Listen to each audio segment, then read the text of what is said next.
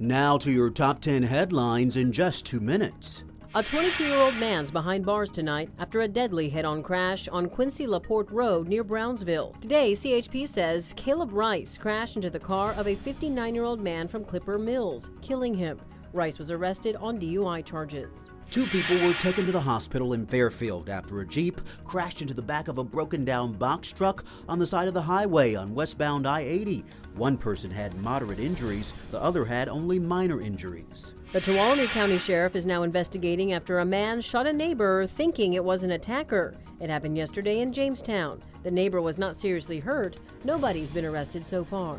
A 30-year-old man was sentenced to life in prison for sexually assaulting a 10-year-old. The Yuba County Sheriff found videos of Caleb Vila allegedly committing the acts on his phone and laptop. If ever let out on parole, he must register as a sex offender for life. Metro Fire put out a yard and shed fire on Stroud Road in Rio Linda. Thankfully, no one was hurt, and the cause is now under investigation.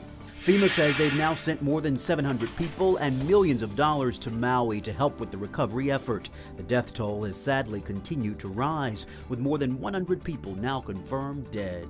Intel's now cutting nearly 90 more jobs at its Folsom campus. The total number of layoffs is now more than 600 since December last year. A note sent in June said that only 67 people would lose their jobs during this round of cuts.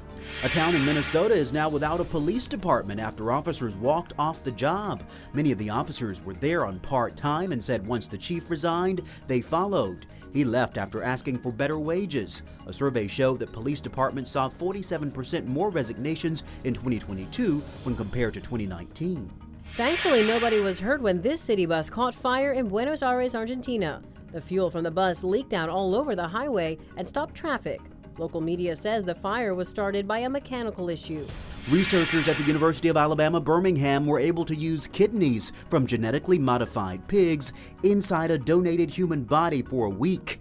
They say the kidneys worked as a donated human kidney would. They were able to help with normal body functions. The doctors say they could have kept working even longer than a week.